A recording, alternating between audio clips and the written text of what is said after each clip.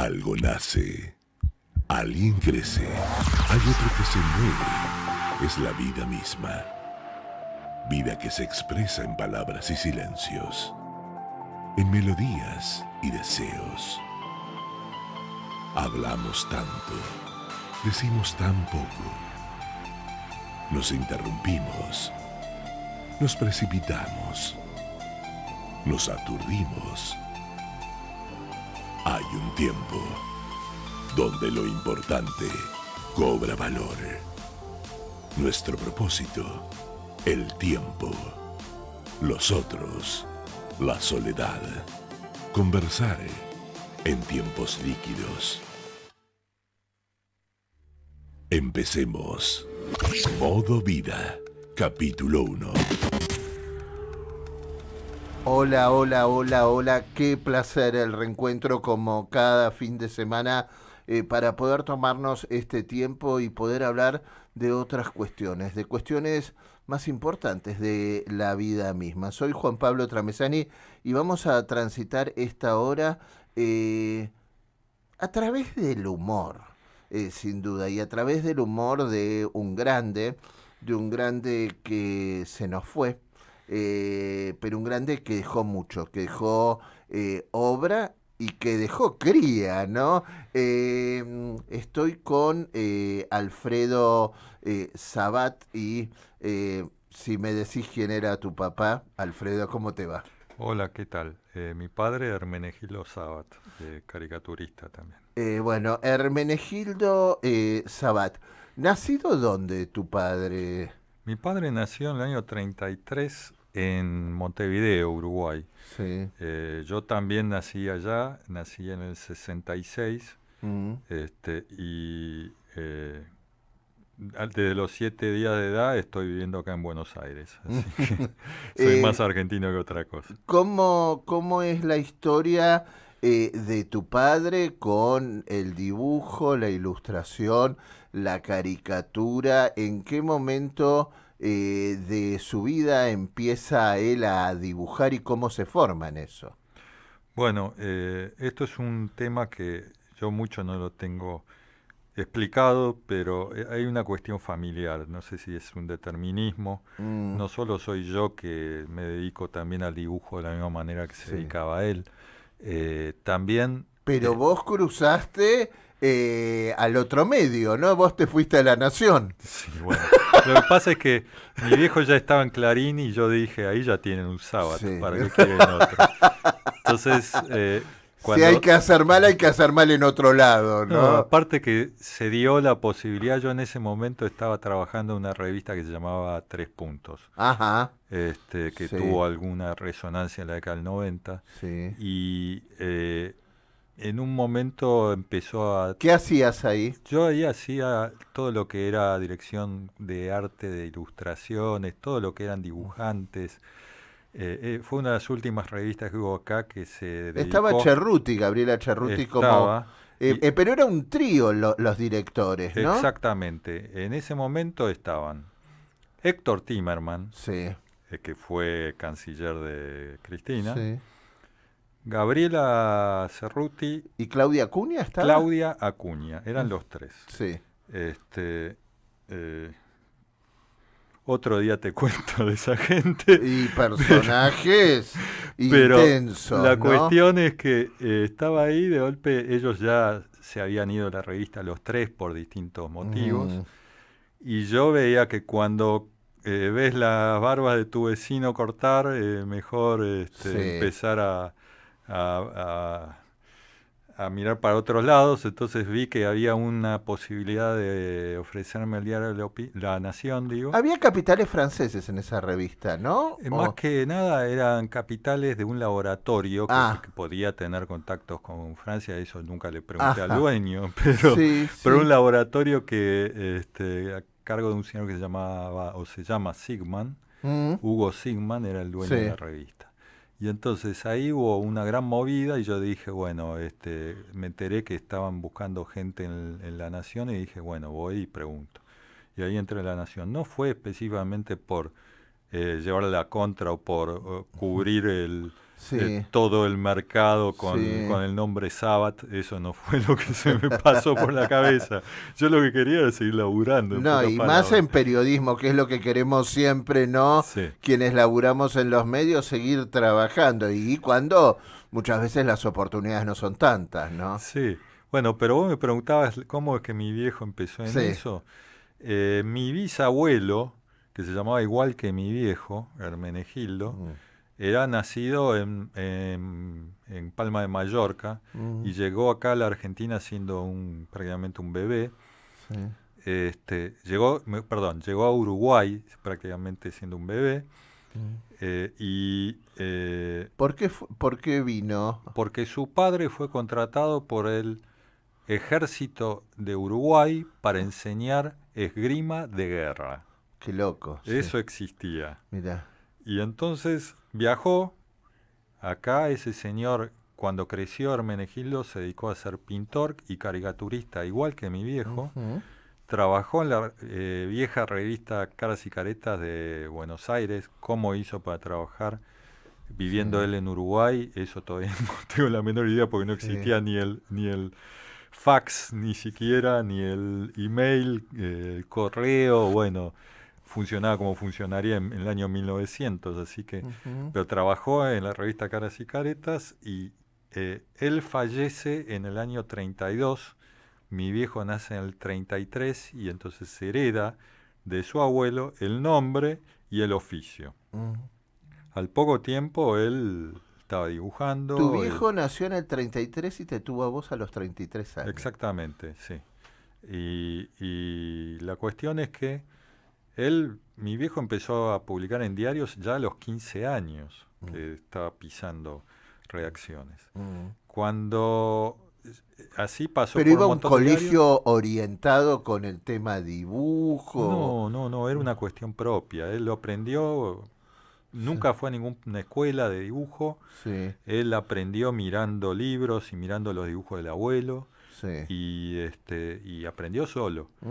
Y totalmente autodidacta, aprendió cosas que yo nunca pude aprender de él. No sé cómo hizo para aprender las cosas que hizo.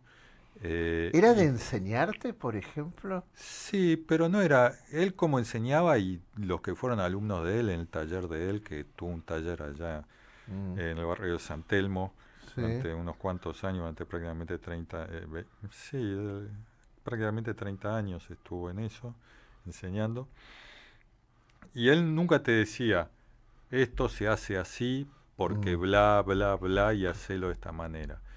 Él te decía, está bien, y hace un silencio y vos tenías más o menos que entender lo que te quiso decir, pero aún así terminabas aprendiendo. Y terminabas aprendiendo. Y entonces, él nunca me dijo, el lápiz se agarra de esta manera y el pincel se moja tanta agua cada vez que vos la metés en el agua.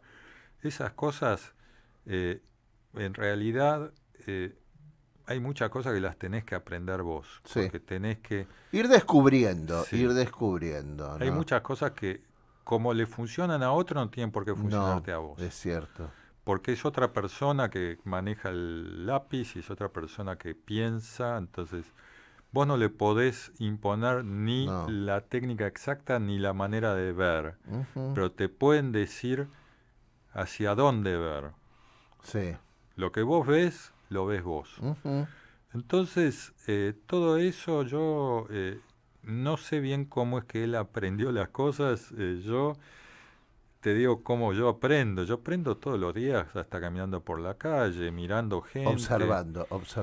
Sí, todo eso tiene que ver con tu cultura, tu formación, tu manera de pensar. Todas esas cosas no se enseñan, se aprenden. Bueno, hay cosas también que se maman en casa que tal vez ni se hablan, ¿no? Pero que pasan por el accionar, por los hábitos, por mirar al otro, cómo se comporta frente a una situación, ¿no? Sí, bueno, todo el que tenga un padre o un hijo sabe cómo cada uno se va formando con los modelos que tiene más cerca. Yo... así siempre estuve mirando por encima del hombro como dibujaba mi viejo y Por otra parte, yo siempre sentí que el dibujo era lo que a mí me gustaba y nadie me dijo que me tenía que gustar eso. Eso era lo que me gustaba a mí. Lo sentías bien desde adentro. Sí, yo necesitaba hacer eso. Entonces, sí trataba de aprender mirándolo porque decía, es la oportunidad de ver cómo se hace esto y lo trataba de aprender. Pero era lo que yo tenía cerca, entonces para mí era lo normal también. Yo veía lo normal eso que era criarse con un genio, ¿no? Bueno, pero ese genio que era mi papá, ¿no? Sí. ¿Era de pocas o de muchas palabras? De pocas palabras, pero a lo que voy es que yo así como lo tenía al lado y era mi papá, también los amigos de mi papá eran tipos como Quino y claro. Gente por el estilo Fontana Rosa, todos tipos así, que para mí entonces era lo más normal del mundo. Que alguien se ganara la vida con el dibujo y con el humor. Claro. Me parecía normal. No es normal. Era la diaria. Tiempo de establecer el primer respiro musical. Estamos hablando con Alfredo Sabat, estamos hablando de él y estamos hablando de su papá, que era Hermenegildo Sabat. Esto es Modo Vida, Gustavo García en la operación y tiempo de respirar un poco de buena música.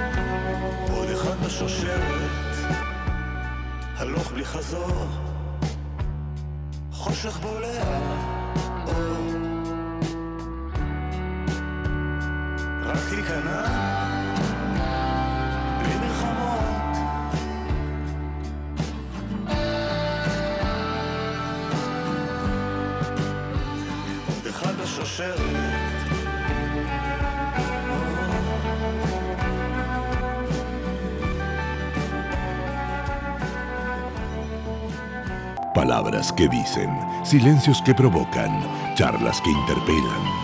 Todos los sábados y domingos de 20 a 21. Tenemos tiempo para hablarlo todo una vez más. Juan Pablo Tramezzani y un invitado distinto cada noche se animan al fascinante mundo de la conversación. Sábados de 20 a 21. Modo Vida. Entrevistas de autor. Modo Vida. En Radio High 96.3. La radio judía de Latinoamérica. Capítulo 2. Alfredo Sabat, y un apellido que se dibuja, ¿no?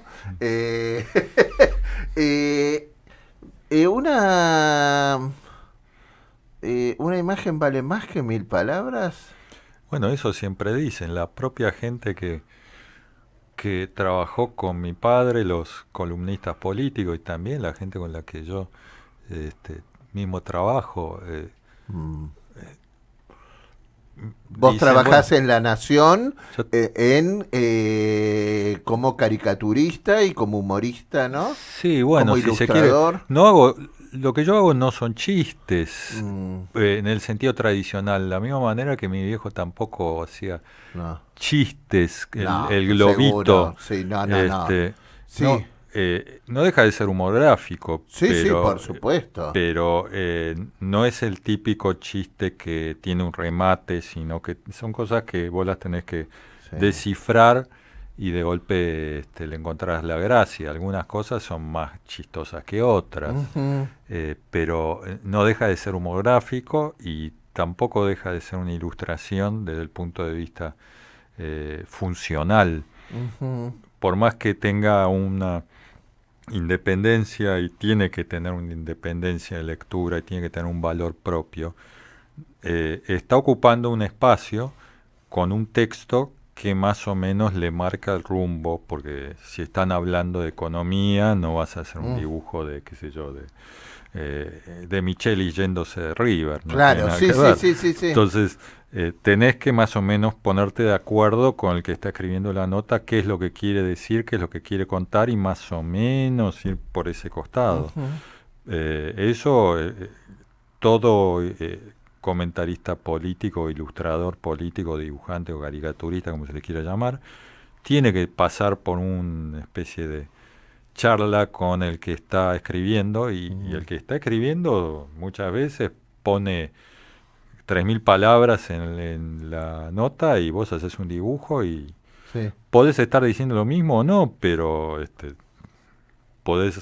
lo decís de una manera totalmente más simple, si querés. Y la capacidad de síntesis es fundamental, ¿no? Y saber cómo producir el impacto y cómo decir mucho con muy poco, ¿no? Que no hay que recargar, que exceso de información en algún lugar evita conocer lo más importante. Sí, a la vez hay otra cosa, que es que vos tenés que saber también a dónde meterte y a dónde no meterte, porque con las imágenes corres varios peligros que no corres tanto con la palabra, porque la palabra tiene 1, 2 o 3 sentidos y nada más. Y a duras penas conocemos el primero de los sentidos, porque cada vez hablamos peor y cada vez somos más pobres en palabras, lamentablemente. Pero como la imagen no tiene un significado único ni forzoso, entonces depende más de la lectura de cada uno. Y si esa persona lee mal la imagen, podés estar en peligro. Entonces tenés que cuidarte. Cristina se enojó con tu viejo, ¿no? Se enojó, sí, pero son historias, qué sé yo. Por un lado... Pero no debe haber sido la única, y además está bueno que también el poder se enoje con uno, ¿no? Siendo periodista. Sí, desde un punto de vista está la frase esa que le atribuyen al Quijote, que creo que tampoco es verdadera, que dicen ladran Sancho, señal que cabalgamos. Creo que es una cita apócrifa, pero por otra parte el tema es que no es muy agradable que el poder se te enoje, porque de todos modos... Además vos vivís de esto, es tu laburo, y además el poder tiene poder. Exactamente.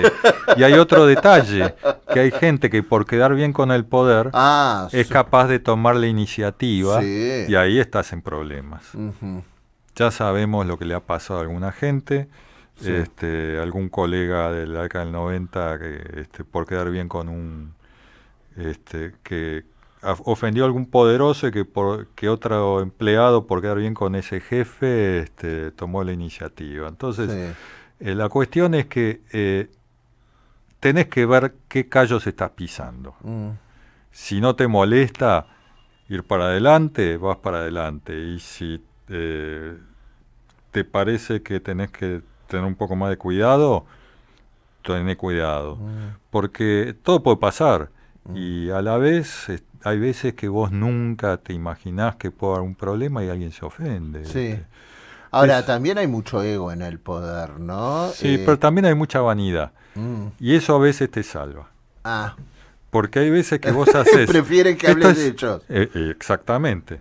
Y aparte hay una cosa muy absurda, que hay veces que vos pensás que le estás dando con un hacha a alguien y esa persona te pide el original para enmarcarlo y colgarlo en su oficina. Bueno, eso es muy loco. Vos sabés que cuando estuvo la muestra en el Museo de Arte Decorativo, que lamentablemente, bueno, ya finalizó, pero hubo una charla muy interesante donde muchos llamaban para pedir si tu padre le daba la caricatura, el original, el dibujo, y se lo pedían a él y a otros periodistas, ¿no? Sí, a veces se lo pedían, y a mí también, en mi caso también, lo piden a través del periodista que ellos conocen. Claro, sí. Entonces se lo mandan a pedir.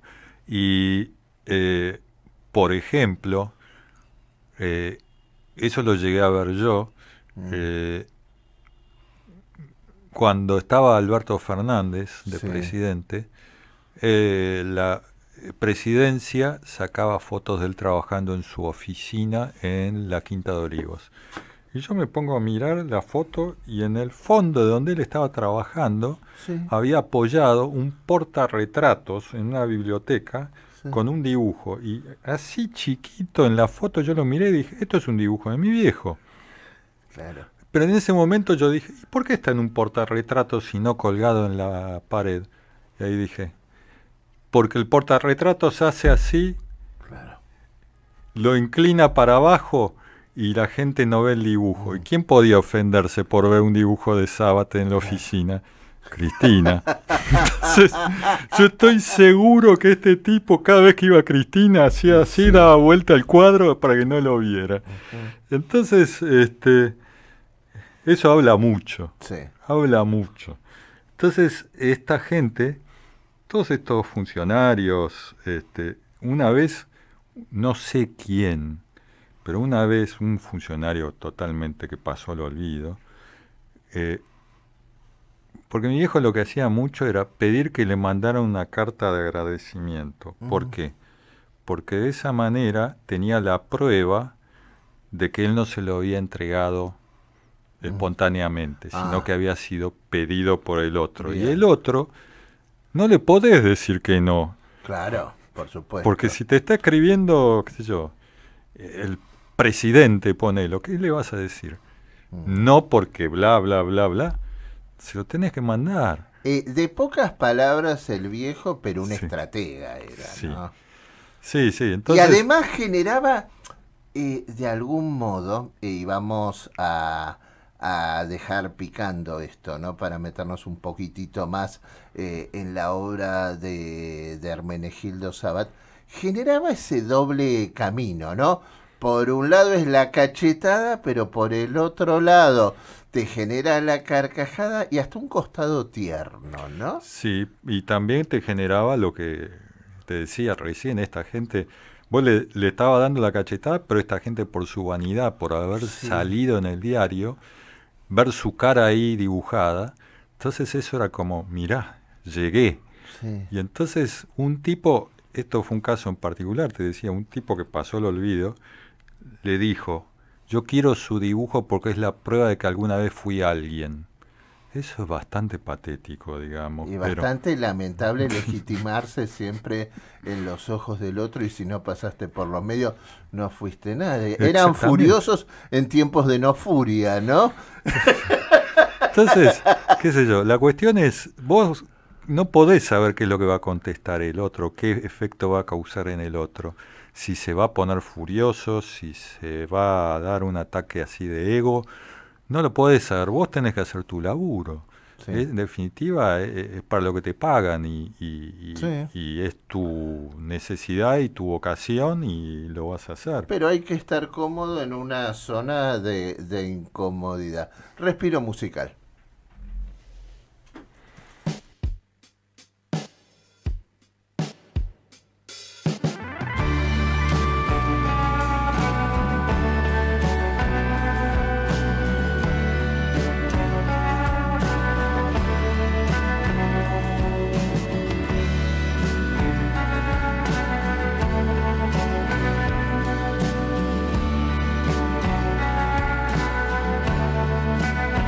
El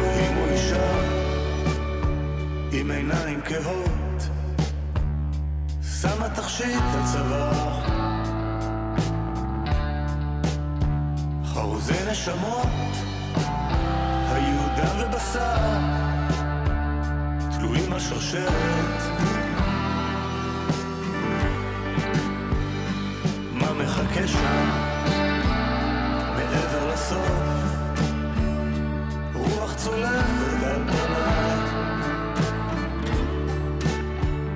חופק מאדם מסוכן בלילות,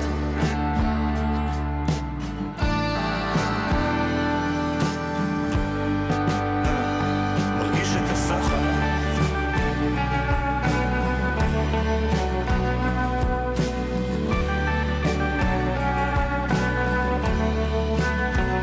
עוד אחד בשושרת, הלוך בלי חזור, חושך בולע אור, רק תיכנע בלי מלחמות,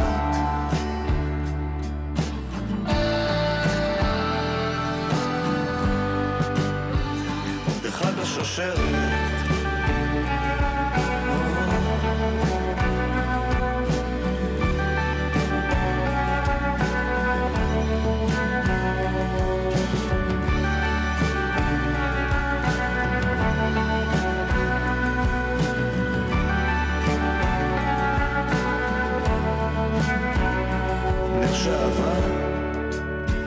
בטפטוף אחרון, זמן לדקה יעמוד,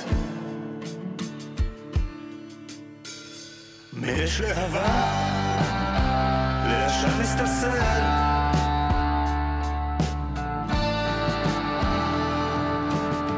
Palabras que dicen, silencios que provocan, charlas que interpelan. Todos los sábados y domingos de 20 a 21. Tenemos tiempo para hablarlo todo una vez más. Juan Pablo Tramezzani y un invitado distinto cada noche se animan al fascinante mundo de la conversación. Sábados de 20 a 21. Modo Vida. Entrevistas de autor. Modo Vida. En Radio High 96.3. La radio judía de Latinoamérica.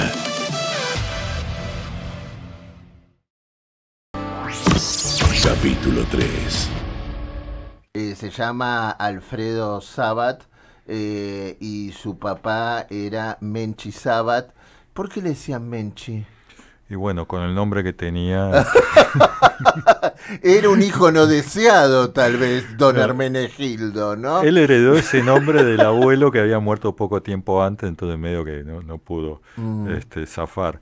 El abuelo se llamaba Hermenegildo porque había nacido el día de San Hermenegildo, el 13 de abril, sí. Y en España en esa época te ligabas el nombre del santo. Bueno, no solo en España, vos sabés que en estas tierras también, por primera vez conocí el otro día a un Rito, un señor que se llama Rito. ¿Por qué? Porque nació el día de Santa Rita y entonces le pusieron Rito. Bueno, está Evo Morales. ¿Qué es Evo? Es Eva. Claro. Bueno, en Uruguay también hay que tener en cuenta que en Uruguay, bueno, la tradición los laica, nombres, ¿no? Hay cada nombre, la cantidad de gente que se llamó Cayó Maracaná porque nació después de que salieron campeones del mundo en el año 50. Claro. Así que sí. Todo es posible en Uruguay.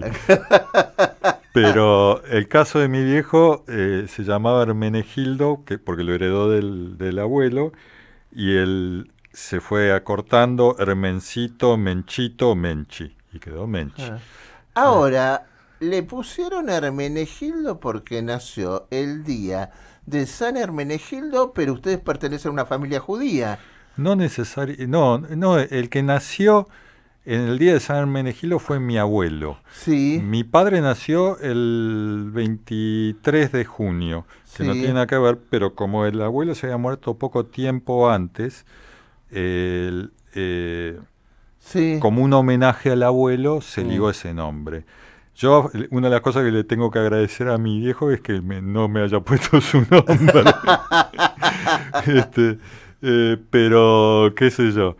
En cuanto al apellido, el origen del apellido, la familia que viene acá al Río de la Plata, a Montevideo, eran nacidos en Cataluña, en un pueblito cerca de Barcelona que se llama San Miquel dels Horts.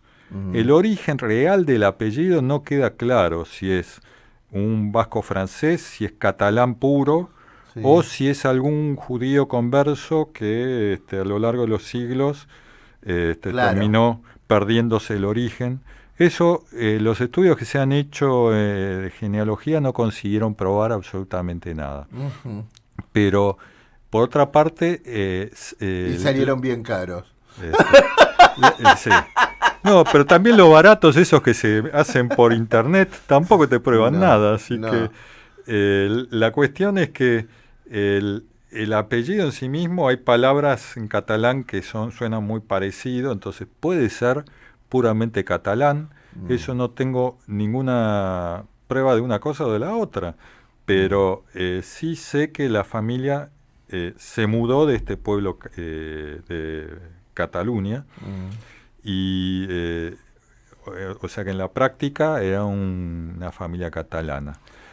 Valiente el viejo, ¿no? Sí. Valiente un viejo que estuvo así de ser secretario general de redacción del diario El País, porque era lo que se le venía, y dijo, pero si yo tengo este cargo voy a dejar de dibujar y es lo que a mí me encanta. Y se vino a hacer la Argentina, ¿no? Exactamente. Él había estado trabajando prácticamente 20 años en distintos diarios en Uruguay y había llegado a directamente ser jefe de redacción del diario sin el título, sin el cargo. Y además muy jovencito también, Sí, ¿no? tenía 33 años. Sí. Y entonces ahí en un momento le dijeron, bueno, queremos que seas oficialmente el secretario general de redacción del diario. Él dijo, espera que lo voy a pensar. Sí. Lo habló con mi vieja, que en ese momento ya tenían ellos un hijo, mi hermano mayor, Rafael, que ya tenía 2 años y medio, y yo estaba en camino. Claro. Entonces ahí con gran coraje dijeron, nos vamos a Buenos Aires, porque para empezar de cero en otro lado, mejor nos vamos a otro país. Los dos audaces, ¿no? La vieja también. Y el apoyo que le dio mi vieja en esa situación, yo siempre lo admiro. Entonces, vinieron acá y estuvo rebotando entre agencias de publicidad y publicaciones diversas, hasta que en el año 71 entró en el diario La Opinión. Y en el año 73 entró en Clarín, donde estuvo 45 años. Donde se murió, ¿no? Prácticamente sí, porque el día antes estuvo trabajando en la redacción. Tu papá fue presidente de la Academia Nacional de Periodismo. Sí. Estaba ejerciendo sí. Ese cargo, pero también fue muy valiente cuando... de las Madres de Plaza de Mayo nadie hablaba y tampoco era ni cool ni estaba de moda hacerlo, y firmó la solicitada de ellas, y Suárez Mason se las hizo ver negras a tu viejo, ¿no? Sí, ¿qué pasa? A él no le gustaba tampoco andar haciendo exhibición de alarde, ¿no? De su valentía, pero... él era amigo personal de Robert Cox, que fue el director del Buenos Aires Herald. El Herald fue uno de los primeros lugares, los primeros diarios que le publicó dibujos a él cuando vino de Montevideo. Además un tipo muy valiente que denunció. ¿no? Fue el único diario que seguía publicando las cartas de las madres apenas cayó el gobierno de Isabel. El diario ese... gracias a Robert Cox, gracias a los periodistas que estaban ahí, era el único medio que seguía publicando esas noticias. Y así todo, ahí creo también cuando se infiltró Alfredo Astiz, pasó por ahí, por la redacción, haciéndose pasar por una de las víctimas. ¿Se metió en la redacción del Herald? Sí, eso es lo que tengo entendido. Hizo una visita con algunas madres, porque él se había infiltrado con las madres. Entonces, él... No merece muchas visitas entonces de diputados, ¿no? Para nada. Yo no puedo entender eso, porque se van a entender, se van a enterar. ¿Para qué vas a hacer eso? Sí. Eso es algo que yo no lo puedo creer. Y es más, cuando Alfredo Astiz fue, en la década del 90, hubo otro periodista muy valiente que se llama Uki Goñi. Sí. Le hizo varios reportajes a él, escribió una biografía que se llamaba El Infiltrado, casualmente. Y, o sea, se le estaban empezando a hacer reportajes a Astiz. Y la revista en la que yo trabajaba publicó un reportaje a Astiz. Sí. Era el primer reportaje que él aparecía hablando, poniendo la cara, citándose la fuente que había sido él. Y a mí vinieron... Ahí hubo todo un debate periodístico entre Cerruti y La Nata, porque La Nata dijo que Gabriela Cerruti había violado un off the record, ¿no? Sí, eso fue un problema porque aparte ella no tenía grabación, era todo escrito a mano, no había ninguna grabación para probar, pero eso fue... Él hablaba de la capacidad que tenía en ese momento de volver a matar en cualquier el problema, momento. Discutir sobre si era off the record o no cuando el tipo decía esas barbaridades, yo creo que era una pérdida de tiempo.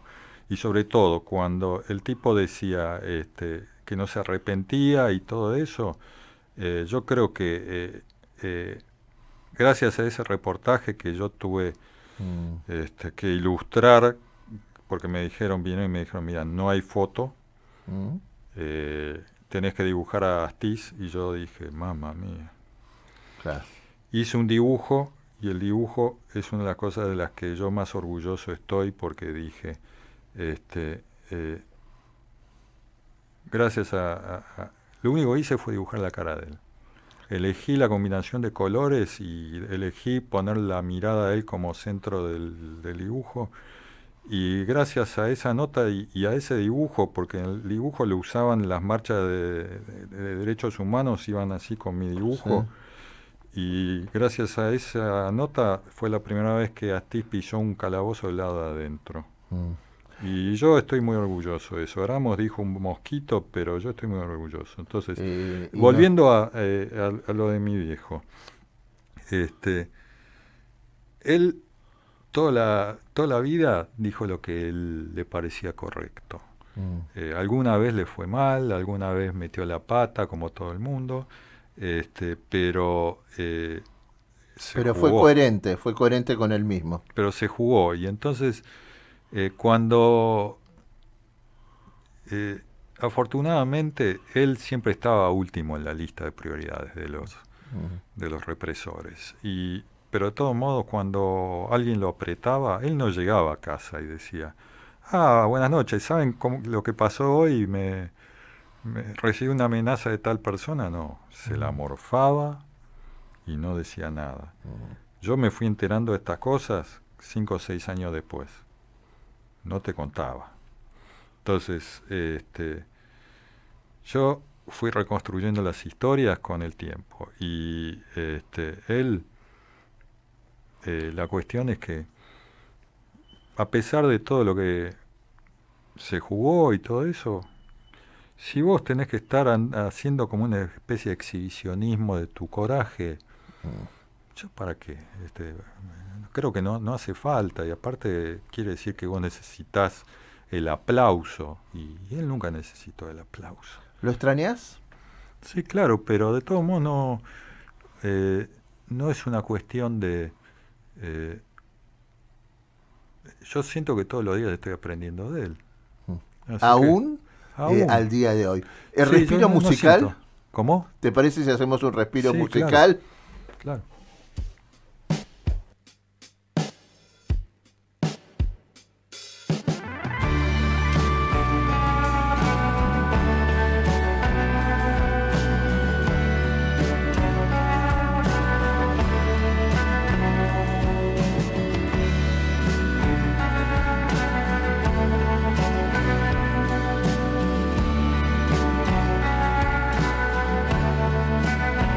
אלוהים הוא אישה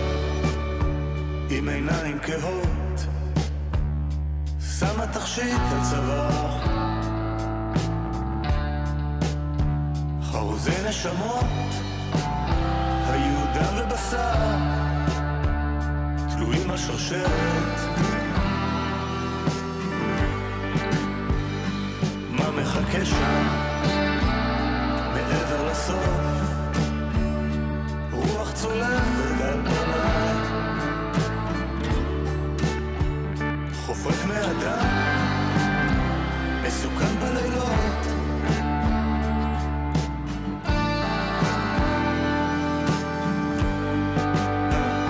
מרגיש את הסחף,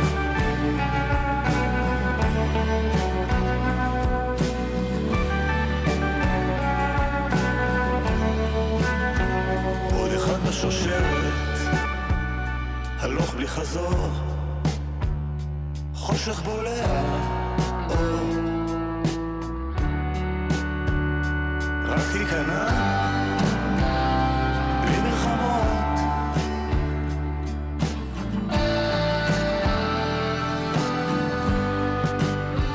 עוד אחד בשושלת,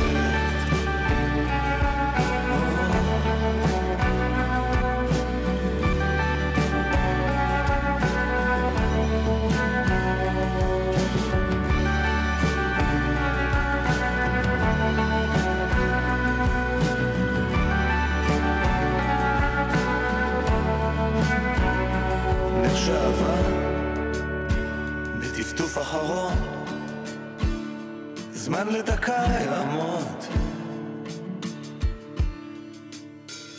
מאש להבה לעשן מסתלסל. Palabras que dicen, silencios que provocan, charlas que interpelan. Todos los sábados y domingos de 20 a 21. Tenemos tiempo para hablarlo todo una vez más. Juan Pablo Tramezzani y un invitado distinto cada noche se animan al fascinante mundo de la conversación. Sábados de 20 a 21. Modo Vida. Entrevistas de autor. Modo Vida. En Radio High 96.3. La radio judía de Latinoamérica. Capítulo 4.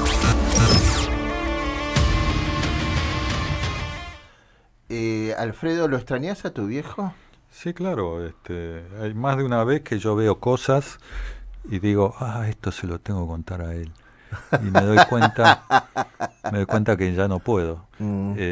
Pero de todos modos, el propio estar en contacto con la obra de él, todo lo que hice y que hicimos para montar la muestra, sí, esta que acaba de terminar en el Museo de Arte Decorativas. Excelente. Me hizo... Ahora, ¿qué perfil bajo sos vos?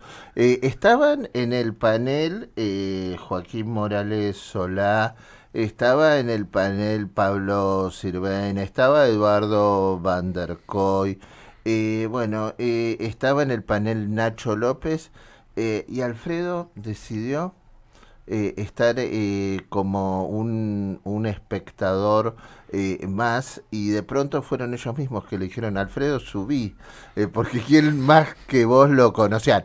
Dice que tenía su carácter tu viejo, ¿no? Pocas palabras. Sí. Sí, era un tipo que podía ser medio gritón a veces, pero lo que pasa es que él también le costaba sonreír en algunas oportunidades específicas. Pero sí, el tema es que... Qué loco, ¿no? Alguien que se dedica de algún modo al humor, que le costase sonreír, ¿no? Pero por otra parte era un tipo que ya se había acostumbrado tanto a trabajar con imágenes, que había momentos que le costaban salir las palabras. Claro. Muchas veces yo lo escuchaba hablar y empezaba y hacía una pausa. Y hacía otra pausa. Y me desesperaba porque decía, che, estás al aire, hablá, por favor. Y hacía pausas, y hacía pausas. Y entonces era como que se le había un poco como atorado el motor del lenguaje verbal. Pero sí, de todos modos era un tipo que pensaba mucho lo que decía y hasta lo que escribía cuando tenía que escribir. Y lo que no decía lo dibujaba, ¿no? Sí. Y lo dibujaba con un talento único. ¿Cuántos libros tu viejo? Yo nunca los conté porque hay algunos que nunca me enteré que los sacó. Porque hay algunos que de golpe descubrí ahora revolviendo, porque había sido, qué sé yo, un encargo que le había hecho. Sí. Descubrí uno que tenía el sello del Banco Galicia y dije, ¿y este? Sí. Entonces, pero por ahí calculo que deben andar por los 30 libros que sacó. Porque él lo que tenía era una especie de deseo de sacar el libro, de hacer el libro. Sí. No le importaba ganar plata con eso. No le importaba ni siquiera que se distribuyera o que fuera un bestseller. Lo importante era dejar el libro. Es más, muchos de los libros de Hermenegildo Sabat no se consiguen fácilmente porque ha cambiado de editoriales, ¿no? Permanentemente. Siempre una vez que tenía el libro, después decía, a ver quién me lo publica. Claro. Entonces capaz que era una editorial que a los 2 meses dejaba de existir. Claro. Y entonces, ¿quién lo va a distribuir ese libro? Entonces, muchos de esos libros aparecen en las librerías de viejo. A mí me impresiona cómo sigue apareciendo un libro que sacó en el año 75 que se llamaba Scat, que era un libro dedicado al jazz. Sí. Hay librerías que siempre lo tienen. Y yo digo, ¿de dónde lo sacan? Sí. Eso fue un libro que fue editado por el Instituto Salesiano de Artes Gráficas, que ya no existe más. Es más, la imprenta donde se hizo ese libro, ahora es propiedad de la municipalidad y es donde a mí me dieron la vacuna del COVID. Claro. No existe más las imprentas, no están más, está el galpón ahí, y fue el lugar donde dieron la vacuna del COVID. Entonces, todo eso te explica que los libros, que varios los sacó la editorial de la Universidad de Quilmes en la última época, pero todos los anteriores, andá a acordarte, siglo XXI editores. Fue el que sacó el primer libro. Después había otro que se llamaba Fraterna, otra que todas editoriales que no existen más. Hace muchísimos años lo entrevisté, recién estaba empezando mi primer programa de radio y me contó sobre un libro que tenía sobre las vernissages, ¿no? Exactamente, sí, eso fue que se ríe de los personajes que hay en estos eventos, ¿no? Sí, en el mundo del arte y el mundo del comercio y los figuretis y todos estos que van también para levantar minas y cosas por el estilo, a todos estos eventos. Que son la misma fauna, ¿no? También para comer. Para comer los saladitos. Que son los mismos personajes, la misma fauna que en cualquier evento social, no solo en los eventos sociales y culturales. Sí. Entonces, toda esta gente y cómo tiran nombres y cómo tiran frases. Y entonces, eso fue una cosa que fue por ahí, por el año 86, más o menos. Claro. O un poco más. Y 88, pero son todos libros que él hacía porque se le antojaba, obviamente no hacía el más mínimo estudio de mercado. ¿Quién le va a interesar de golpe comprar un libro sobre los vernissages? Claro, pero lo quería hacer y lo hizo. No, pero los personajes que hay ahí de alguna manera están pero muy bien descritos. ¿No se opuso nunca cuando vos le dijiste quiero hacer lo mismo que hacés vos? Y a vos en algún momento no dijiste, siempre voy a ser el hijo de Hermenegildo Sabat. Mira, nunca se opuso él y todas esas dudas las tuve, pero qué sé yo, como todos tenemos dudas en la época de la adolescencia, de qué es lo que te vas a dedicar, si lo que vos haces es suficientemente bueno. Tuve las mismas dudas que puede tener cualquiera, pero llegado a un punto yo dije, me tengo que ganar la vida de esto, porque es lo que yo sé hacer y lo que a mí me gusta hacer, y no hay escapatoria. Y tener el apellido te pesa si vos te dejás que te pese. ¿Te abrió puertas? ¿Te cerró pero el tema puertas? Es ese. Yo creo que te abre puertas, pero una vez que estás adentro, estás solo. Sí. No está tu papi para defenderte. Vos estás ahí con tus propias habilidades y tenés que demostrar lo que vos valés. Y entonces todo eso es tuyo. ¿Tu primer laburo fue dónde? Mi primer laburo, así en un lugar, tuve varios que no me pagaron. Bienvenido al medio. Pero el primer laburo que me pagaron fue en una marca de ropa, diseñando marcas, porque yo estudié diseño gráfico. Ajá.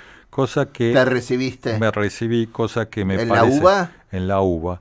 Que me parece que no me arrepiento en lo más mínimo, me parece que me ha sido útil toda mi carrera, porque lo que estoy haciendo es comunicación visual, en pocas palabras. Y a la vez estoy todo el tiempo en contacto con los diagramadores, los que diseñan la página del diario, entonces tengo un diálogo capacitado. Claro.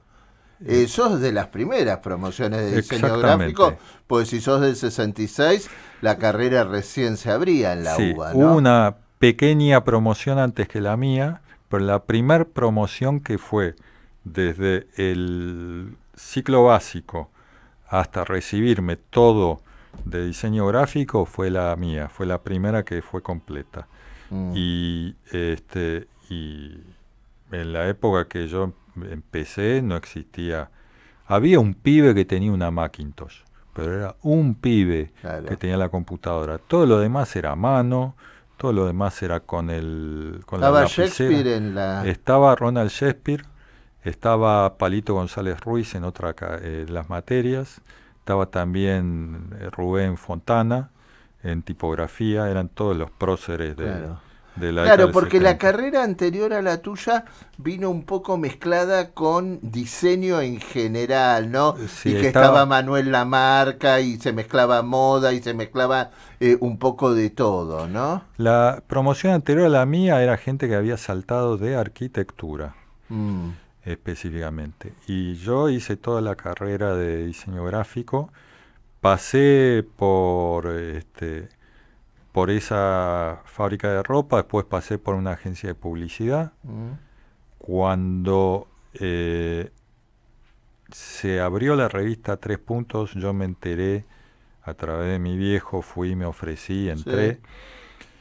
Y después de 3 Puntos pasé a La Nación y ahí estoy desde el año 99, o sea, hace 25 años. ¿Y te gustaría morir ahí? Mira, yo no... No lo tenés previsto todavía.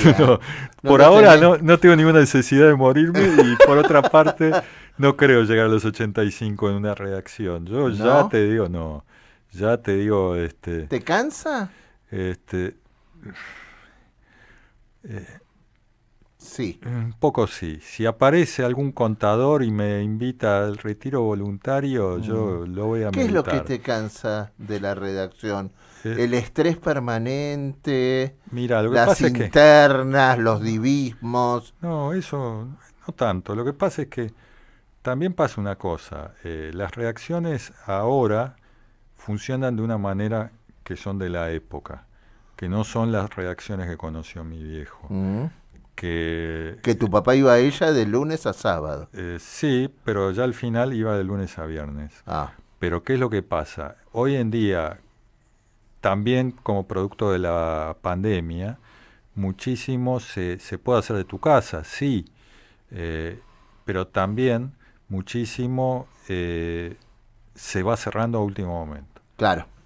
Cosa que antes más o menos se plantaba era todo. Más, manejabas un poco más tu tiempo. Exactamente. Y ahora los tiempos son incontrolables. Sí. Y eso un poco te va agobiando. Te quita la posibilidad de hacer tal vez otras cosas, otros sueños u otros proyectos. 5 de los que admiras. ¿Como periodista o dibujante? Como dibujantes. ¿Dibujantes?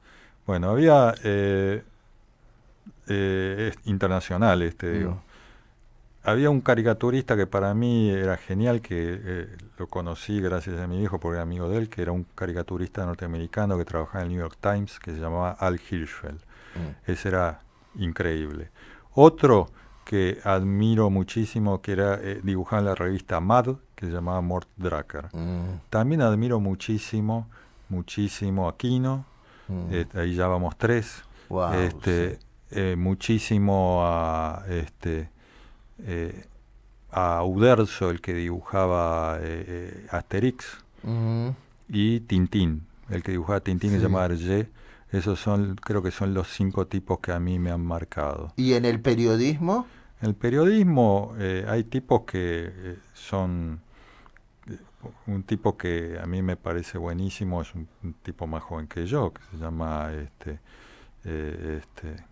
Alconadamón, Hugo Alconadamón. Hugo Alconadamón. Me parece que es un capo ese pibe, cómo se juega. Sí. Cómo investiga. Sí, cómo investiga. Y después todos para los que yo ilustro habitualmente, que bueno, está el propio Joaquín Morales Solá, Pañi o Carlos Pañi, todos estos tipos son tipos que yo trabajo con ellos, aunque nunca nos veamos la cara prácticamente, pero son tipos que yo respeto mucho. Pero también admiro muchísimo a pintores, hay tipos que a mí me marcaron y nunca hicieron un chiste o nunca publicaron en un diario. ¿El pintor para vos? Mira, está entre Rembrandt o Velázquez, uno de esos dos. Suenan bien esos, me parece que algo de talento tienen. Pintores de pintores. Respiro musical.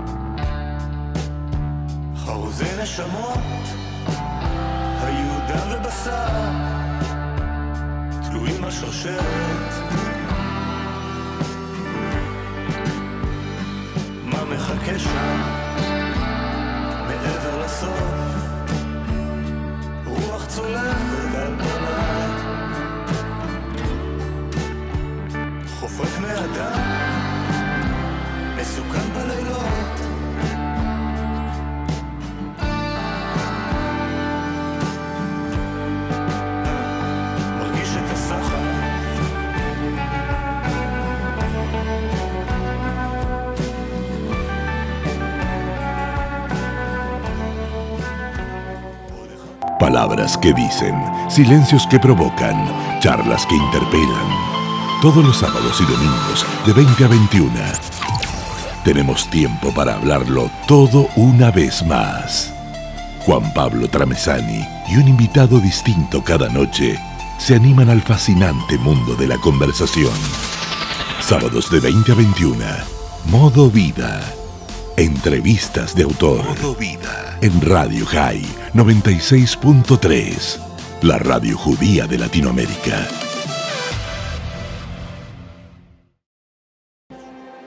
Antes del fin, el epílogo.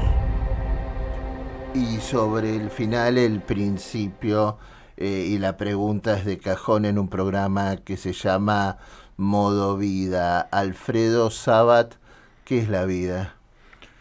Y la vida es seguir aprendiendo, es disfrutar todo lo que puedes aprender y tratar de enseñar, yo creo. Enseñar, ¿no? Sí. Transmitir. Sí, dejarle a otros, dejar huella. Sí. Y disfrutar haciéndolo. Disfrutar, central.